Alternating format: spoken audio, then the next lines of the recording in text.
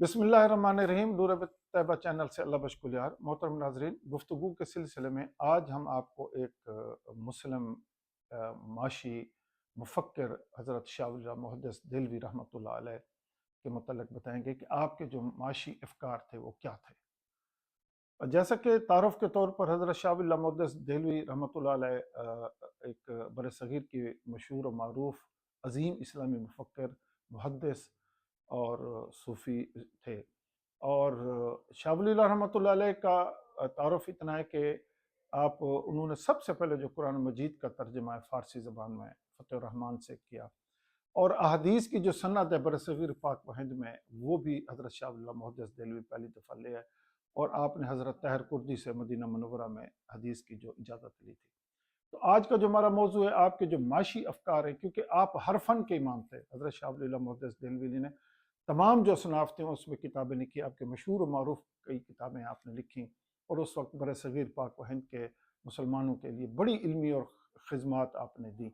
तो आज सिर्फ हम उनके जो माशी अफ़कार हैं उनका मुख्तसर सा जायज़ा लेंगे। तो आपके नज़दीक इस्लामी असूलों पर जो माशी अफ़कार हैं वो इस्लामी असूलों पर हैं और फलाही निज़ाम पेश करते हैं। आप नंबर 1 पे कहते हैं कि मईशत की जो इखलाकी बुनियाद है, आपके नज़दीक मईशत का असल मकसद इंसानी फलाह और इखलाकी तत्हीर है। वो दौलत को मकसद हयात नहीं समझते, ना ही दौलत को ये समझते हैं कि किसी की लाइफ का, ज़िंदगी का जो, या इस ज़िंदगी का जो मकसद हयात है वो दौलत कमाना है, वो नहीं समझते। इसके बाद आप का नंबर 2 पर आपका जो अदल माशी है उसके मुतल्लिक आप कहते हैं कि अदल जो है ना माशी फ़लसफ़े का मरकज़ी सतून है। और उसके बाद फिर आप वसाइल की मुसन्नफ़ाना तक़सीम और इत्तिसाल की ममानियत पर ज़ोर देते हैं। इसके बाद आप मलकियत का जो तसव्वुर है इस्लाम में, निजी मलकियत का तसव्वुर बताते हैं कि इस्लाम तस्लीम करता है लेकिन मुतलक आज़ादी नहीं देता। रियासत को ये हक हासिल है कि वो इज्तमाई मफादात के तौर पर मुदाखलत कर सकती है। नंबर 4 पर हज़रत शाह वलील्लाह फरमाते हैं कि मेहनत और कसब हलाल का तरीक़ाकार क्या है। तो आप मेहनत को इबादत का दर्जा करार देते हैं, कसब हलाल को माशी इस्तेकाम की बुनियादें करार देते हैं। नंबर 5 पे आप दौलत की जो गर्दिश है उसके मुतल्लिक बताते हैं कि दौलत की जो गर्दिश है ये चंद हाथों में समेट कर ना चली जाए और ये माशरे का एक बिगाड़ का सबब बनती है।